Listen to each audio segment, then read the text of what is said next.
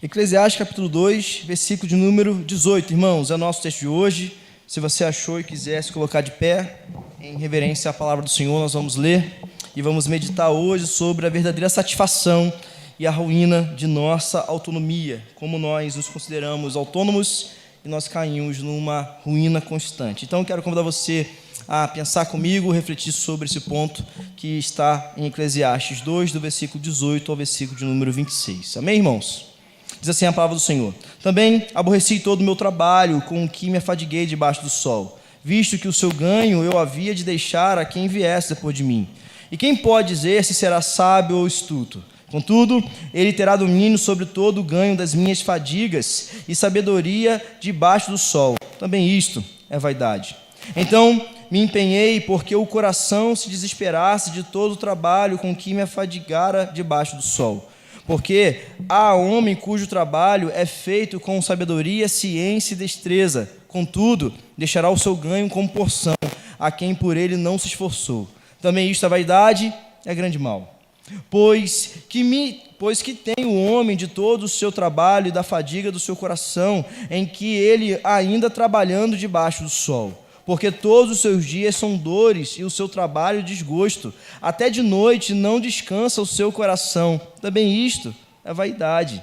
Nada há melhor para o homem do que comer, beber e fazer que a sua alma goze o bem do seu trabalho. No entanto, eu vi também que isto vem da mão de Deus. Pois separado deste, quem pode comer ou quem pode alegrar-se? Porque Deus dá sabedoria, conhecimento e prazer ao homem que lhe agrada, mas ao pecador dá trabalho, para que ele ajunte e amontoe, a fim de dar àquele que agrada a Deus. Também isto é vaidade, é correr atrás do vento. Feche seus olhos agora, pode estar sentado. Faça uma oração ao Senhor, peça ao Espírito Santo que nesse momento Ele conduza você e trate ao seu coração e fale ao seu coração nesse momento.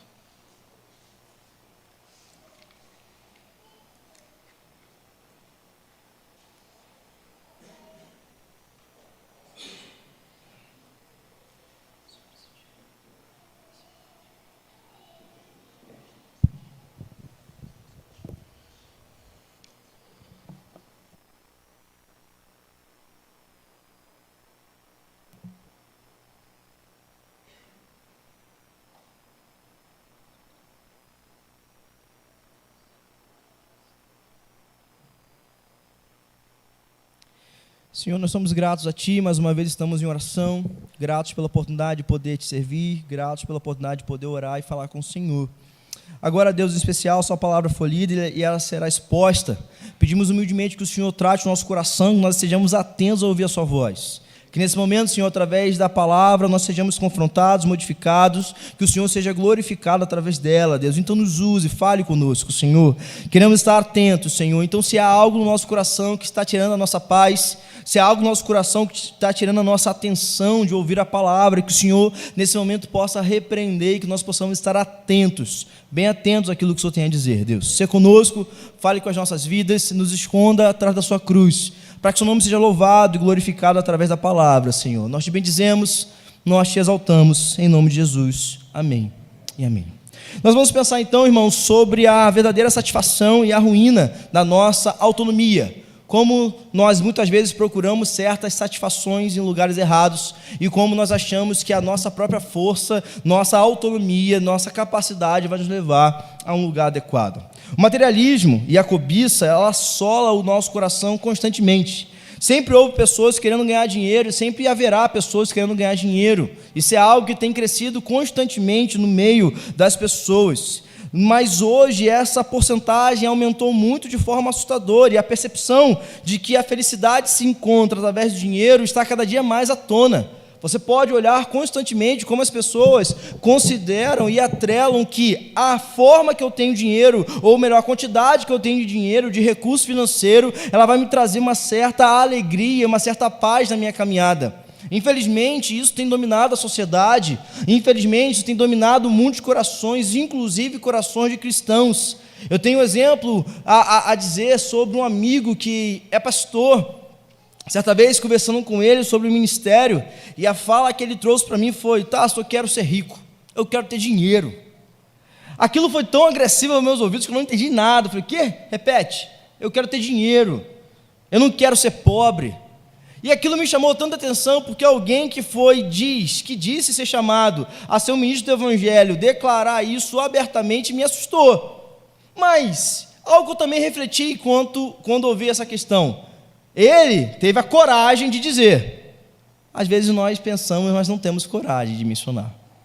Muitas vezes nós vivemos assim, irmãos. Muitas vezes esse materialismo vai dominando o nosso coração. Muitas vezes nós queremos de fato ter dinheiro mesmo, e isso que Salomão está tratando do capítulo 2 em diante, nós falamos sobre isso constantemente. Pensando sobre isso e lendo sobre isso, há uma pesquisa da UCLA, que é uma universidade da Califórnia, lá em Los Angeles, fez uma pesquisa muito interessante, que eu queria compartilhar com os irmãos. Nessa pesquisa, nos anos 60, de 1960, 41% dos calouros associaram a felicidade com o dinheiro. E essa pesquisa foi feita com inúmeros estudantes daquela universidade, e a maioria das pessoas, em 41%, dizendo, olha, eu acho que se eu tiver uma conta abastada, tiver um recurso financeiro adequado, eu serei feliz. Aí no ano de 1990, essa mesma faculdade retornou para fazer essa pesquisa. E a porcentagem subiu de 41% para 74%. 74% dos estudantes disseram, se eu tiver dinheiro, eu estou tranquilo, eu estou feliz, vou ter paz no meu coração. Esses entrevistados, então, de 1990, a pesquisa diz que são os filhos cujos pais se divorciaram porque se entregaram à carreira profissional, às finanças, a casas e a carros. Seria de se esperar, a pesquisa coloca assim, de que os universitários com esse histórico dentro da sua casa, quando fossem argumentados pelo dinheiro, dissessem, olha, o que vale o dinheiro? Olha o que aconteceu com a minha casa, não serve de nada. Só que ao invés dessas pessoas argumentarem assim, elas responderam o oposto. Eu também quero isso para a minha vida. Eu também quero isso. Ou seja, a pesquisa se conclui na seguinte questão: mesmo vendo como o recurso financeiro, como o dinheiro pode destroçar uma família, uma casa, mesmo assim, a ambição e a cobiça do nosso coração continua crescendo. Não importa se os meus pais se divorciaram por causa do dinheiro. Não importa se os meus pais se divorciaram porque o meu pai trabalhava de forma frenética e não chegava em casa. Não importa se minha mãe não se importava comigo. Não me importa se os meus pais não se relacionavam. O que importa é que eu tenha recursos e seja feliz. Perceba como os valores estão invertidos na nossa sociedade. Perceba como os interesses estão invertidos. Perceba como a família caiu em descrédito e como não há mais interesse nenhum em ter uma família alicerçada, porque o importante é ter dinheiro para alicerçar família. Essa é a visão que muitas pessoas vão ter. Posso achar que ter mais dinheiro me tornará feliz. Eu posso achar que uma vida mais abastada me trará alegria, que um trabalho de sucesso me trará satisfação, mas logo eu vou perceber que isso é passageiro. Nada além de Deus pode dar alegria ao ser humano. E, infelizmente, muitas pessoas só vão descobrir isso no final da sua vida. Infelizmente, muitas pessoas só vão conseguir entender isso quando perdem a sua casa. Infelizmente, muitas pessoas só vão conseguir entender isso quando veem os seus filhos na ruína. Nada suprirá o anseio que o Criador colocou dentro de nós, a não ser a sua própria presença. Há uma frase muito conhecida sobre trabalho, que você já deve ter escutado isso. Escolha a ocupação que você goste, e você não terá que trabalhar nenhum dia. A ideia é bem bacana, né? Mas a realidade é bem diferente, irmãos. Não é bem assim que as coisas acontecem, né? Eu vou escolher eu posso amar a minha profissão, posso amar o meu trabalho. Mas tem pelo menos um dia ruim na sua vida. Um dia não, 2. 2 não, 3. Você entendeu?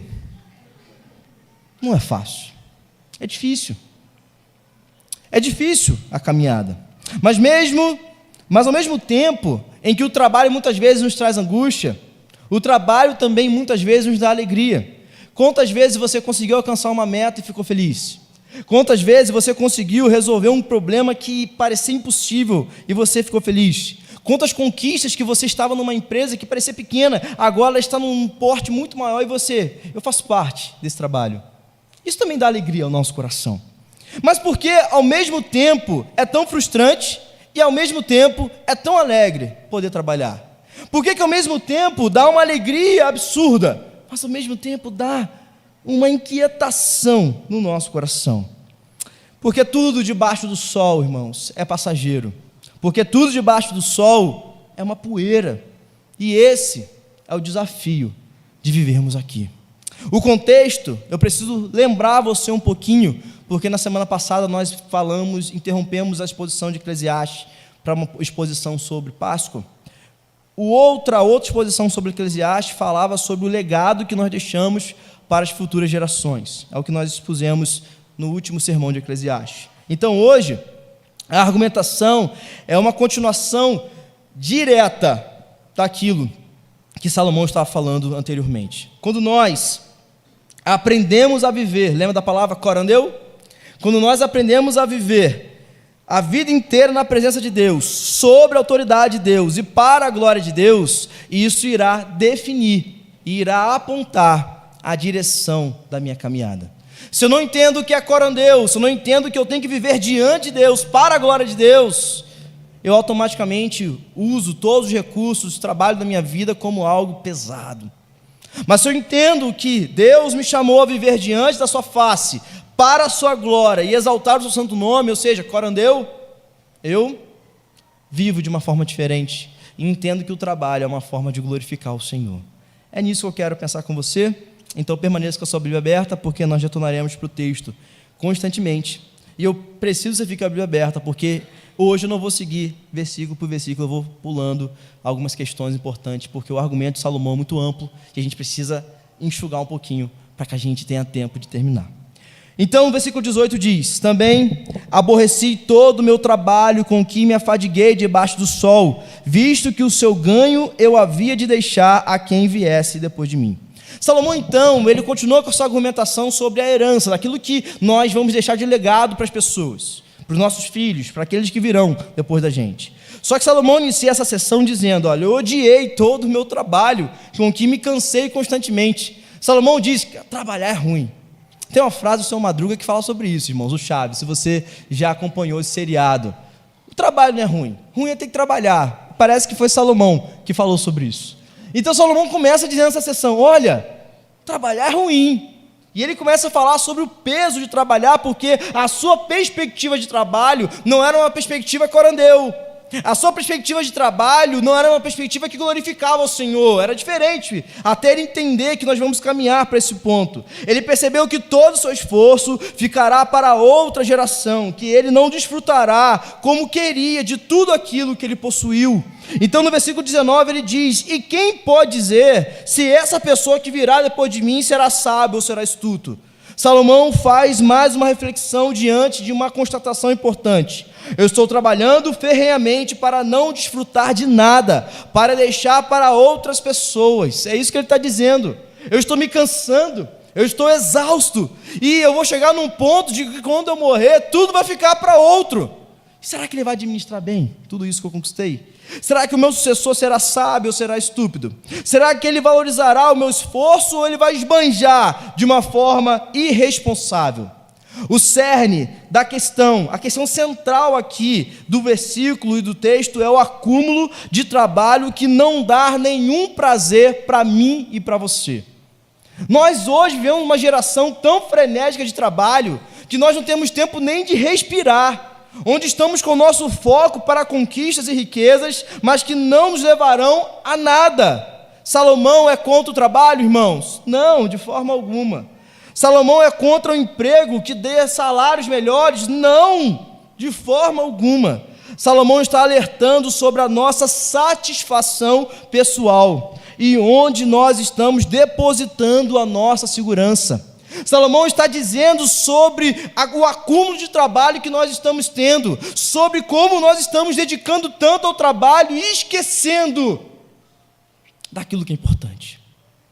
Salomão está argumentando que às vezes eu e você ficamos tão acumulados de tarefas, tão angustiados com o trabalho, e esquecemos daquilo que é importante. E uma das formas de nos ajudar a entender a brevidade da vida é dizendo que estamos lutando muito para algo que nem vamos desfrutar. Talvez você está lutando tanto, juntando tanto recurso que você não vai conseguir nem experimentar. Estamos lutando, irmãos, para algo, vivendo ferrenhamente por algo que nem vamos usufruir em algum momento da nossa vida. Não temos tempo para nada, mal para usufruir das conquistas. E quando tivermos tempo, não teremos nem saúde para isso. Ele está nos ensinando que há coisas muito mais importantes do que morrer de trabalhar. Esse é um desafio para todos nós, irmãos. Essa palavra é muito atual. Ele está desafiando eu e você a entendermos o que adianta morrer de trabalhar. O que adianta morrer de trabalhar? Só que para isso é necessário entender aonde as nossas prioridades.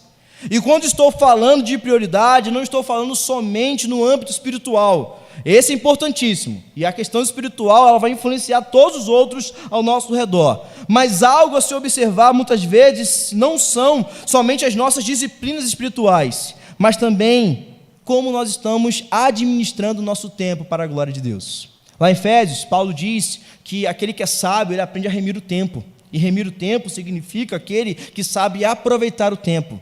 Paulo está falando sobre busca ao Senhor, sobre crescimento espiritual? Claro que está. Mas Paulo, no seu contexto geral, se você for ler Efésios 5 e Efésios 6, principalmente, você vai perceber que Paulo também está falando sobre relacionamentos interpessoais. Aquele que sabe remir o tempo é aquele que sabe ter tempo para a sua família. Aquele que sabe remir o tempo é aquele que separa um tempo para o seu hobby. Ou você acha que fazer exercício agora é algo que é pecado? De forma alguma, irmãos. Ou você acha, por exemplo, uma pessoa que bota uma chuteira, vai para o campo jogar uma bola, é pecado? Para alguns é, outros não. Ou você acha, por exemplo, uma pessoa que vai fazer um exercício, está simplesmente fazendo por fazer? Não. Só que o que Paulo está tratando, e que agora Salomão aqui menciona, é como eu e você estamos administrando tudo aquilo que Deus coloca em nossas mãos. Quanto tempo que você não sabe conversar com a sua esposa de forma, com qualidade, sentado na mesa? Quanto tempo que você não conversa com o seu filho e pergunta para ele o que ele está estudando na escola? Quanto tempo que você não senta com algum amigo seu de anos e você compartilha da fé? Quanto tempo, irmãos, que vivemos assim? Quanto tempo que nós vivemos dessa forma tão frenética? Mas às vezes, infelizmente, diante da sociedade que nós estamos, é muito bacana dizer, eu não tenho tempo. Porque quando você diz para alguém que você não tem tempo, que você está muito abarrotado, você está simplesmente dizendo, eu sou importante, minha agenda está cheia. Talvez para você que ouviu isso, faz sentido, mas para quem está do seu lado, na sua casa, não faz sentido nenhum. Podemos até impressionar outros, mas não aos que estão do nosso lado. Salomão, então, nessa argumentação, ele parece até ser um pai ruim, porque ele fala, estou trabalhando, estou me esforçando, cansado para deixar para o meu filho. Parece um camarada ruim, mas isso não quer dizer que seja. Olha o versículo 21. Porque há homem cujo trabalho é feito com sabedoria, ciência e destreza. Contudo, deixará o seu ganho como porção a quem por ele não se esforçou. Também isto é vaidade, é grande mal. Eu vou deixar tudo para alguém que nem vai se importar. Imagina aí o que você tem mais precioso. Sabe? Vou deixar o quê? Poxa, o que tem os filhos serem abençoados pelos pais? Qual o problema deles terem uma herança? Nenhuma. Não é esse o ponto que Salomão quer chegar. Não há nenhum problema, não é nisso que se baseia a sua argumentação. Ele está pensando na seguinte questão: já que não encontrei satisfação no meu trabalho, será que posso encontrar satisfação em deixar os meus filhos bem tranquilos após a minha morte? Mas aí ele argumenta no versículo 19 de novo: mas se ele não for sábio? E se eu estou fazendo isso por ele, pensando nele e ele não se importar? E se ele pegar todos os meus recursos e gastar tudo? E se ele passar necessidade? Como que eu vou aconselhá-lo? Eu já não estarei mais aqui. O meu filho, por exemplo, vai pegar todos os recursos que eu conquistei para ele, vai gastar, vai ficar ali na miséria. E quem irá aconselhá-lo? É o que passa no coração de Salomão. A grande questão é, os pais estão trabalhando tanto para deixar algo para os filhos, e é só isso que nós vamos deixar? É só isso que nós vamos importar? Essa é a maior herança que nós vamos deixar para a futura geração? A herança espiritual, irmãos, não é material, é o melhor patrimônio que os pais podem deixar para a sua descendência. Essa sessão, então, tem como finalidade apontar para a verdadeira satisfação e contentamento em Deus, aprendendo a descansar em Deus. Uma oração de Martinho Lutero que me chamou a atenção, no final da sua vida, prestes a morrer, Martinho Lutero escreve a seguinte questão: Senhor, te louvo porque o Senhor me sustentou até o último dia. Te louvo porque o Senhor me guardou até o último dia. Eu não tenho bens, não tenho casas, não tenho terrenos, mas nada me faltou. Agora, Deus, eu entrego a minha família em suas mãos. Assim como o Senhor cuidou de mim, tenho certeza que o Senhor cuidará dos meus. Eles são seus. Amém. Que oração, irmãos. Que oração. Oração de alguém que tinha intimidade com Deus. Oração de alguém que confiava em Deus. Oração de alguém que sabia o Deus que servia. Oração de alguém que não estava preocupado se a família teria o que comer ou não, porque ele sabia do Deus da provisão que ele servia. Uma oração de alguém que não temia o futuro, porque sabia: se Deus é o meu pastor, nada irá me faltar. Assim como aconteceu com a minha família. Só que nós trabalhamos e nos preocupamos a vida toda. E o que é que nós ganhamos com isso, irmãos? Nós constantemente estamos preocupados, estamos ali exaustos. Talvez você esteja me ouvindo aqui, ou você em casa, ou você aqui na congregação, cansado, porque você trabalhou ferrenhamente durante toda a semana, não teve um tempo de descansar. Eu entendo o que você está passando. Talvez você já esteja aqui sentado pensando: pastor, não passa de muito de 9 horas não, porque amanhã eu vou acordar cedo para trabalhar, e eu tenho tanta coisa para fazer. Talvez você esteja angustiado, porque amanhã o seu trabalho vai te consumir. Irmãos, talvez você esteja assim, e é o relato de Salomão diante de uma constatação clara: estou cansado de trabalhar. É pesado o trabalho. Olha o versículo 22. Pois que tem um homem de todo o seu trabalho e da fadiga do seu coração, em quem ele ainda trabalhando debaixo do sol? O que tenho eu a fazer com todo esse trabalho e fadiga? Nós trabalhamos, nos preocupamos a vida toda, e o que nós ganhamos com isso? Cansaço, fadiga. A palavra fadiga aqui também tem como aplicação no hebraico de anseio, de ambição exacerbada. É como se as pessoas estivessem cansadas porque nunca estão satisfeitas com aquilo que recebem. Constantemente querem mais, constantemente querem buscar mais. Nosso coração está voltado para outro lugar, por isso ficamos tão cansados. Não estamos entendendo que precisamos viver corandeu, fazendo tudo para a glória de Deus. Estamos vivendo para nós mesmos, estamos exaustos, cansados, porque o nosso trabalho, ao invés de estar glorificando ao Senhor, está consumindo o nosso ser. Não estamos entendendo que tudo que nós fazemos deve glorificar a Deus, por isso estamos tão exaustos, por isso a fadiga nos consome. Vivemos tanto para os nossos afazeres que na hora de dormir a nossa mente nem para. Olha o versículo 23, fala sobre isso. Porque todos os seus dias são dores, e o seu trabalho desgosto. Até de noite não descansa o seu coração. Já teve essa experiência de o seu trabalho ir junto com o travesseiro? Já teve essa experiência de você tentar dormir e a sua mente não parar? Já teve essa experiência de quando você vai colocar sua cabeça no travesseiro, ao invés de você descansar e dormir, sua cabeça não para, ela fica o tempo todo trabalhando? Salomão passou por isso, irmãos. E nós passamos também. Quão cansativo é viver essa vida? Quão trabalhoso é viver essa vida? A ansiedade que sufoca o nosso coração, refletindo então o nosso corpo, porque a falta de sono, de não conseguir dormir, é um reflexo nítido de uma ansiedade que domina o nosso coração. É um reflexo nítido de uma ansiedade que está dominando o nosso ser. É uma preocupação, um anseio aqui que não são saudáveis. Essa é uma rotina tão frenética que não há como continuar. Então, quando eu olho para a situação, o que Salomão está argumentando é: olha, eu trabalhei, eu estou me esforçando, todo o meu recurso não vou conseguir nem usufruir, porque vai ficar para outra pessoa, e eu estou cansado, não consigo nem dormir. Eu não sei nem se a minha conta vai fechar amanhã.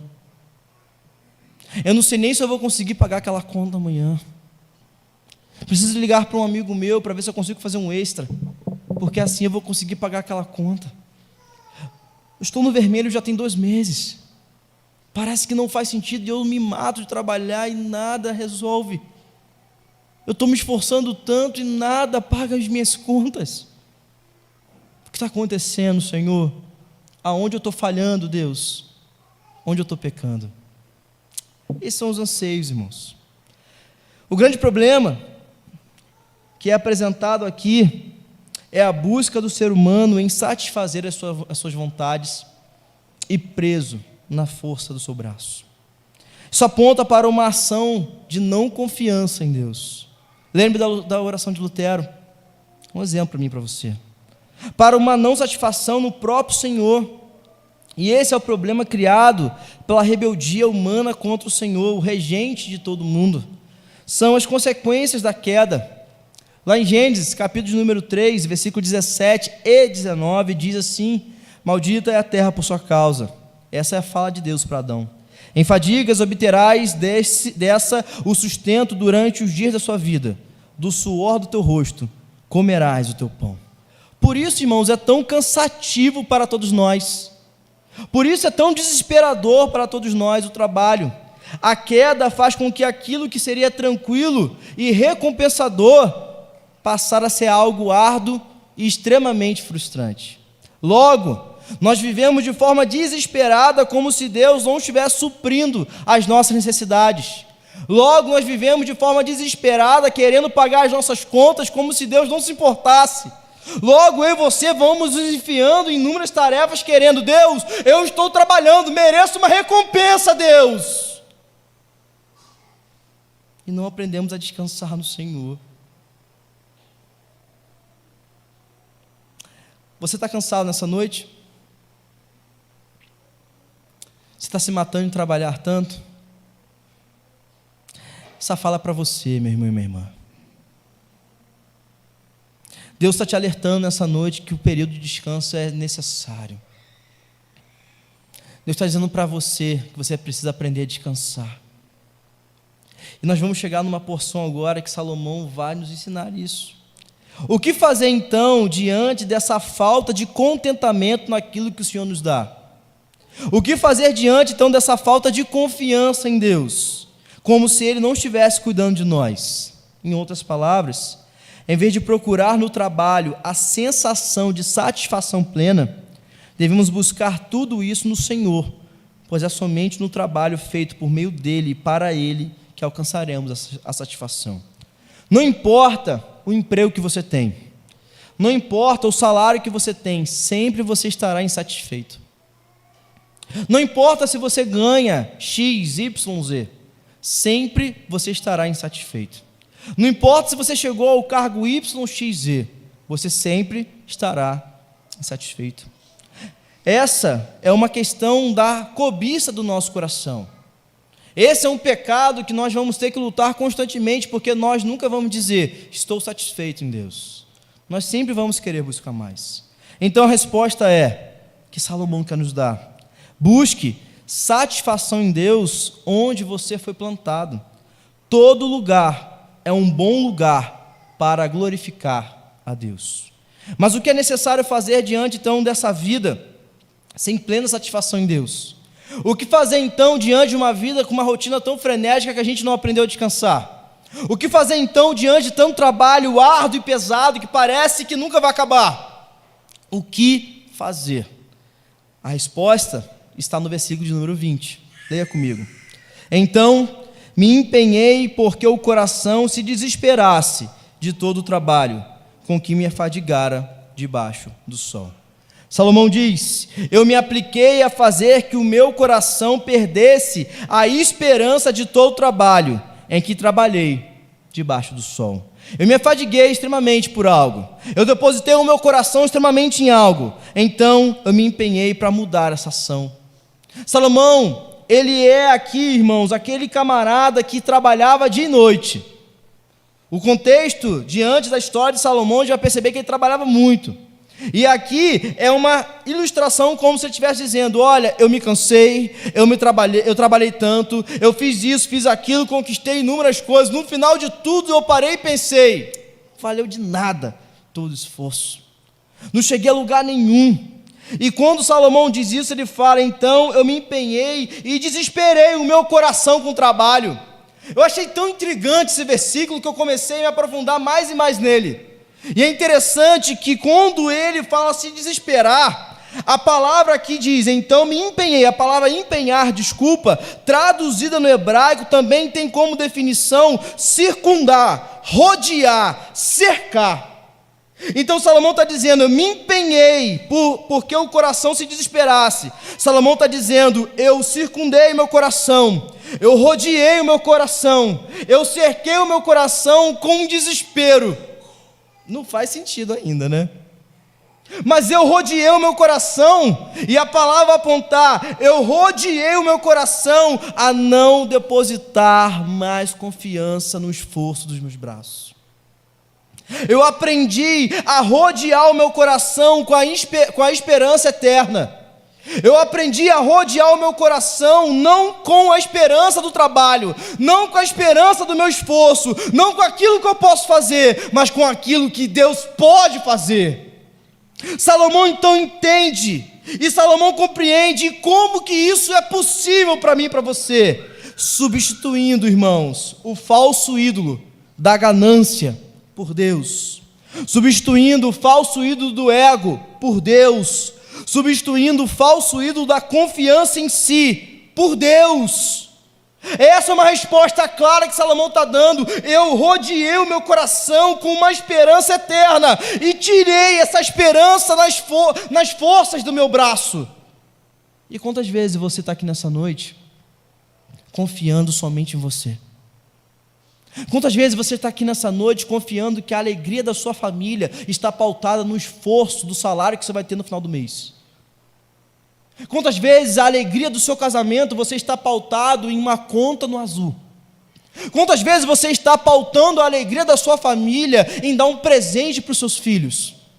Quantas vezes você está pautando que a alegria da sua família ela só vai ser obtida se você tiver uma conta tranquila? E você está se matando de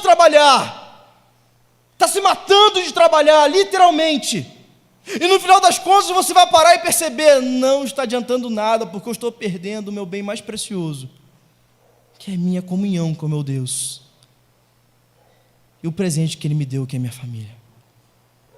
Quantas vezes estamos assim, irmãos, confiando em nós, confiando na nossa força, descansando, depositando em nós alguma esperança. E Salomão diz: olha, eu me empenhei, eu circundei, eu rodeei o meu coração com uma esperança eterna. E isso só pode ser obtido quando nós substituímos os falsos ídolos do nosso coração. Isso só pode ser obtido quando eu e você entendermos que Deus é o Deus a ser adorado, e não eu. De que o salário que eu recebo não é meu, mas é dele. De que o trabalho que eu tenho não é meu, mas foi Ele que me deu. Então eu deposito toda a esperança que eu tenho, toda a esperança do futuro, tudo aquilo que eu conquistei nas mãos de um Deus imutável. Então eu entendo de que Ele me sustentará até o último dia. Eu entendo de que por mais que hoje falte, amanhã Ele vai abrir uma porta. Eu entendo de que por mais que hoje não tenha, amanhã Ele vai suprir. Eu entendo de que quando a minha família ficar desesperada porque não temos porque não temos dinheiro a pagar certa conta, Ele abrirá as portas, porque Ele é dono de todo recurso. E eu preciso aprender a descansar no meu Deus. Eu preciso entender, a partir do seu poder, de que eu posso me esforçar, mas um dia vai faltar. Mas Ele me sustentará. E eu vou aprender a glorificar o Senhor por isso. Só que às vezes eu e você, irmãos, estamos tão fissurados nisso. Eu preciso trabalhar. E esquecemos do nosso bem mais precioso. Ter comunhão com Deus que nos salvou. Mas queremos que Deus cuide, né? Não, Deus vai cuidar, Deus vai prover. Mas eu não tenho nem intimidade com Ele. E você vai se assustar com o que Deus vai falar aqui através de Salomão no versículo 26. Não leia agora, eu não cheguei lá ainda, tá bom? Brincadeira, irmãos, vamos chegar daqui a pouco. É importante que você entenda, aprender a descansar no Senhor. Versículo 24, então, é onde Salomão constata: olha, eu sei quem vai me sustentar. Versículo 24: nada há melhor para o homem do que comer, beber e fazer que a sua alma goze bem do seu trabalho. É uma alegria, né, irmãos, chegarmos e nós comermos, nos divertirmos, diante do esforço que nós trabalhamos. É legal isso, é muito bom. O que você fez com o primeiro salário que você recebeu na sua vida? Lembra dessa alegria? Vou comprar tal coisa. Lembra disso? O primeiro salário é pouquinho, mas era tão bacana. Você juntava com tanta dedicação. Que alegria era poder conquistar as coisas, né? Aí ele continua: no entanto, eu vi que isso vem de onde? Das mãos do meu Deus. Ele diz: o prazer do homem é conquistar tudo isso. Ok, Deus nos proporciona o trabalho para isso, mas eu preciso entender algo: que tudo que eu tenho, tudo que eu possuo, tudo que eu vou ter, é das mãos de Deus que vai vir. Ele conclui o versículo dizendo: tudo vem da mão de Deus. E essa palavra mão de Deus é muito bacana. É Deus vindo te entregar, irmãos. Sabe? Esse relacionamento é relacionamento. Deus não mandou ninguém entregar para você, não. Ele mesmo vem dar. É relacionamento, irmãos. É Deus dizendo para mim e para você: não duvide, porque eu estou sustentando. Então entenda que tudo que você tem, tudo que você possui, eu estou dando com as minhas mãos a você. Deus é o dono de todas as coisas e vai nos entregar, meu irmão, minha irmã. Isso é confiança em Deus.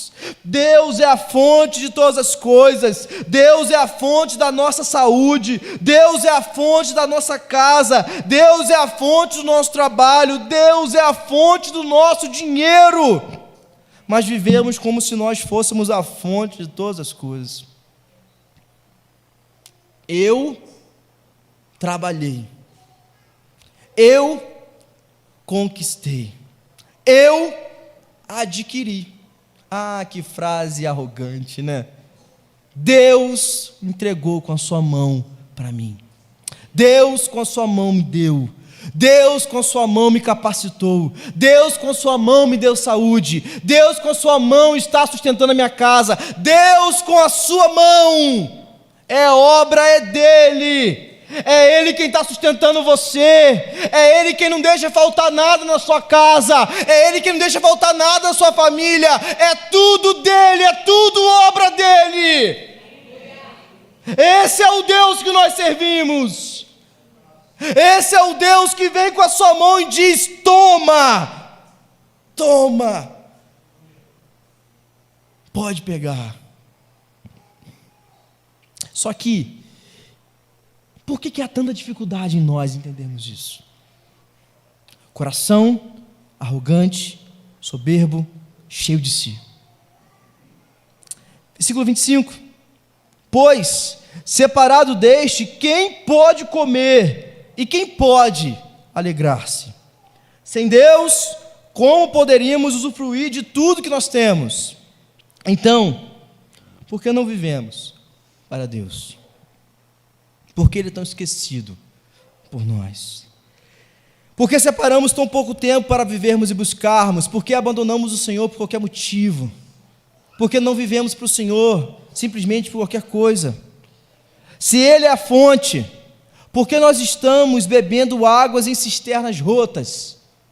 Se Ele é a fonte, por que nós estamos saciando a nossa sede em poças de água suja? Se Ele é a fonte, por que você está com sede nessa noite? A resposta é simples. Está no versículo de número 26.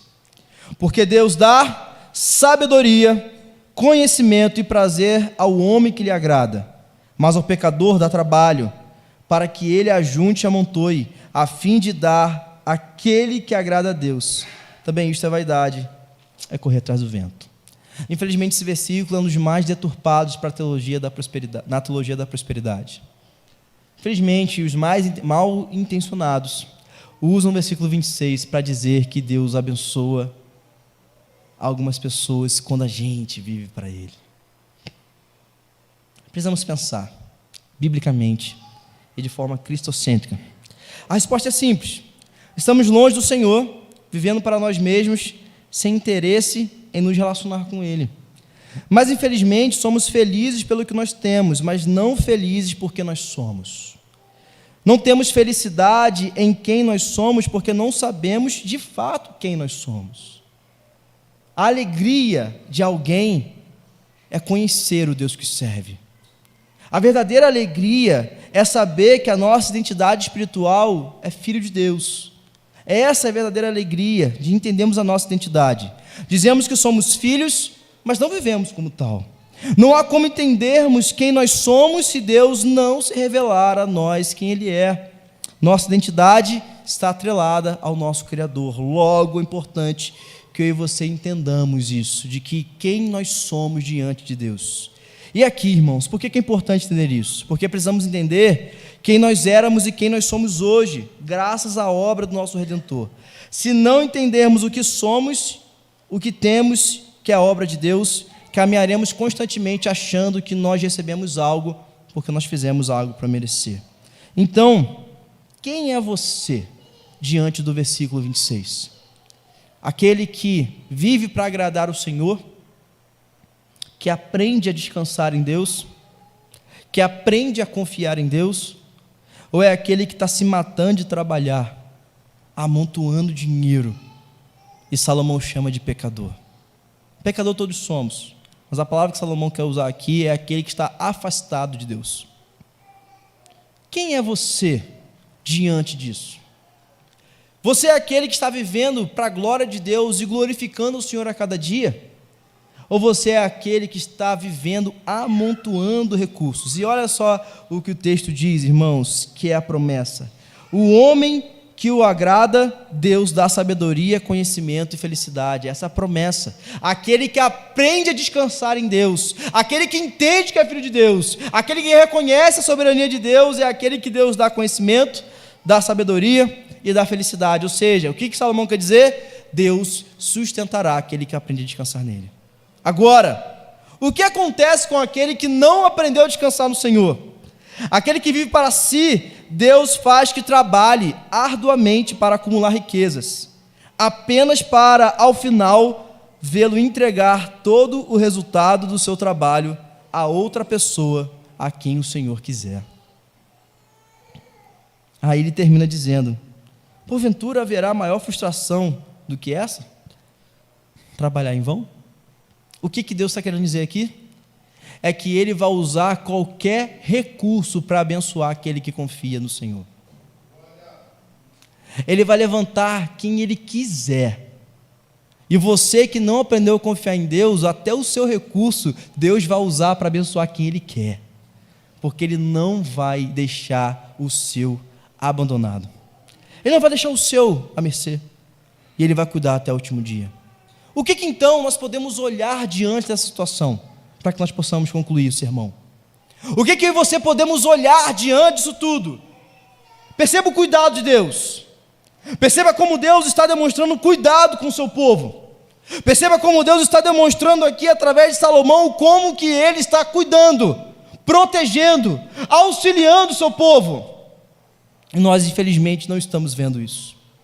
Estamos caminhando de uma forma tão aquém, que não estamos atentos àquilo que Deus está falando. Você que está aí, se matando de trabalhar, porque precisa fazer, porque senão Deus não vai me abençoar. Talvez você não esteja confiando em Deus como deveria. Talvez você não aprendeu a descansar no Deus que você serve. Talvez você não entendeu que o Deus soberano é provedor de todas as coisas.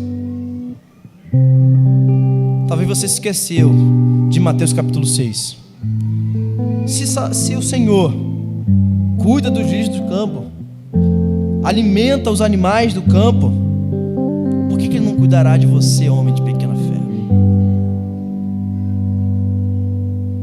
O falso ídolo do nosso coração, irmãos, nos cega. O falso ídolo de uma sociedade entregue ao trabalho dessa forma nos cega. Porque o que as pessoas dizem é: quem acordar primeiro terá os melhores resultados. Mas você acordou, nem falou com o seu Criador.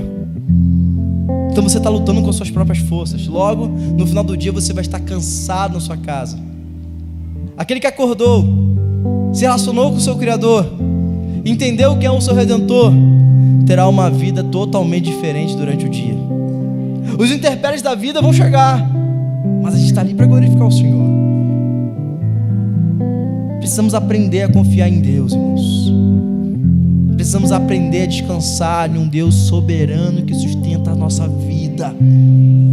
E eu quero concluir dizendo 3 pontos. Eu queria convidar você a se colocar de pé, se você puder.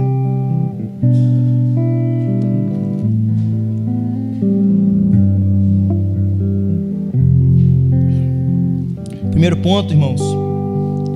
Estamos em uma busca frenética por coisas.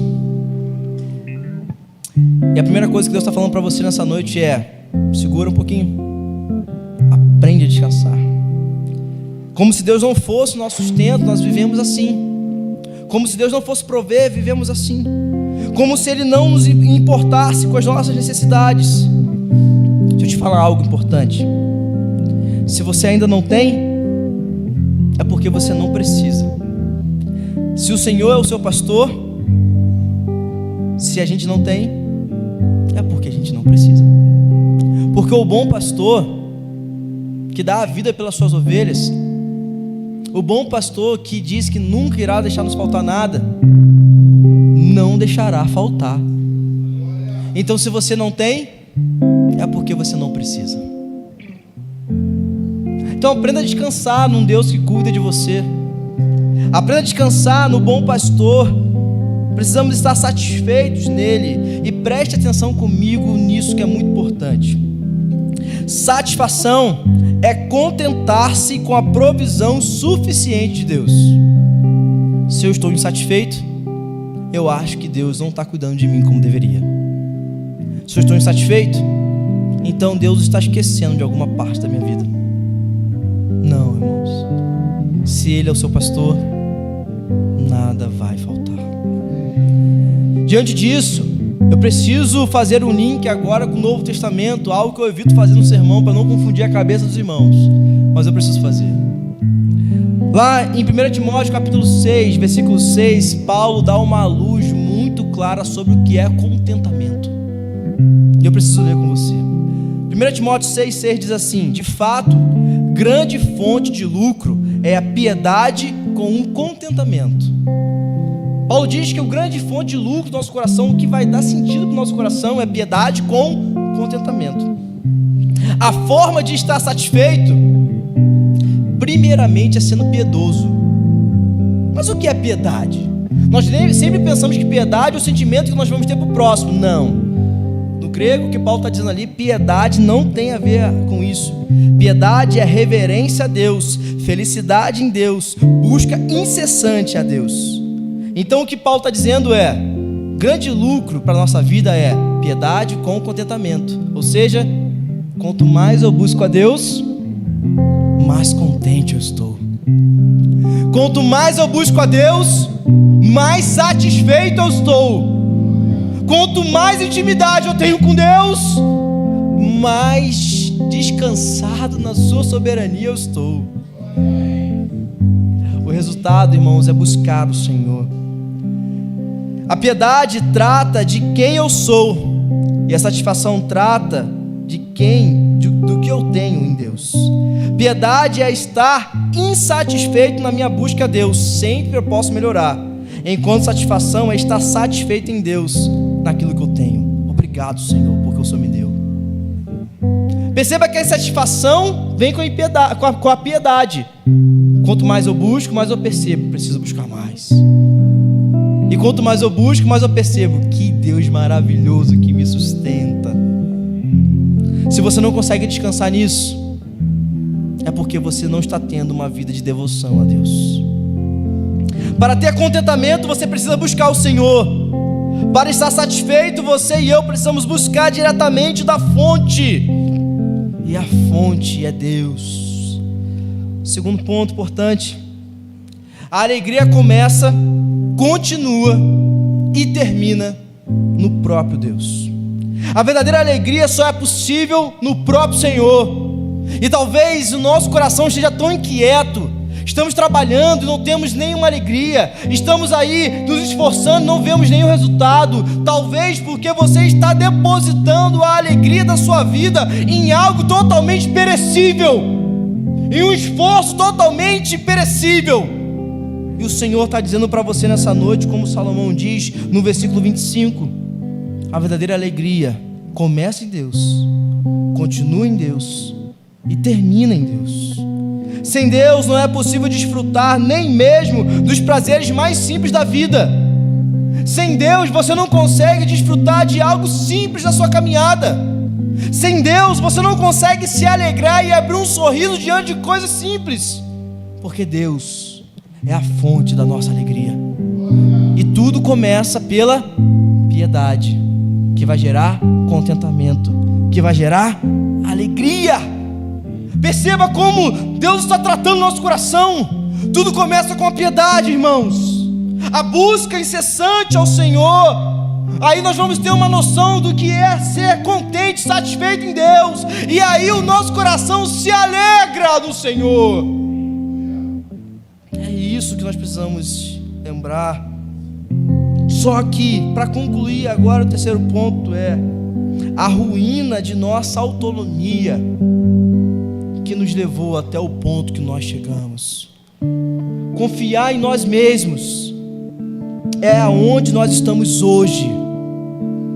O que você está sentindo diante de tudo que eu preguei, o que você lembrou diante de tudo aquilo que eu vim anunciando aqui, que você ficou, meu Deus, é verdade, eu sinto isso, é verdade, eu faço isso, é verdade, eu penso isso. Isso é a ruína da autonomia. Você chegou até esse ponto por culpa sua.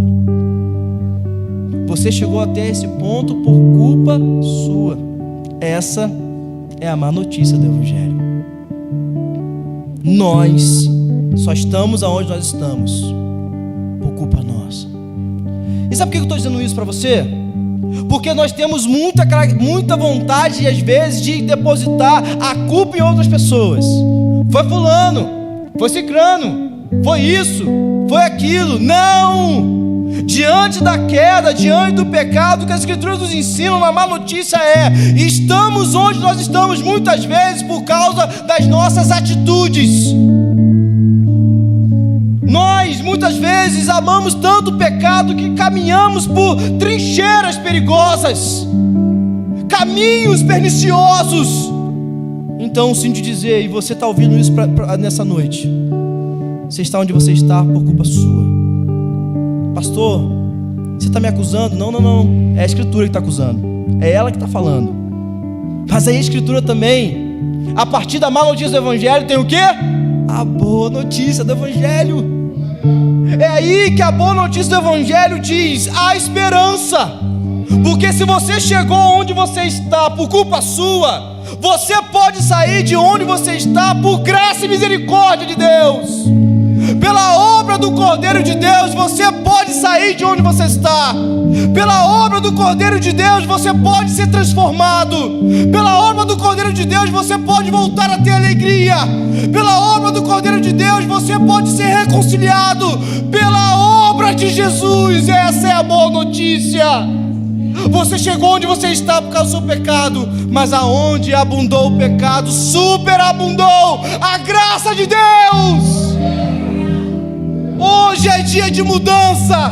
Hoje é dia de transformação. Hoje é dia de renúncia, porque a boa notícia do Evangelho é: Cristo vive, ressuscitou e nos deu uma vida abundante nele. Você pode ter uma vida diferente. Você pode ter um coração diferente.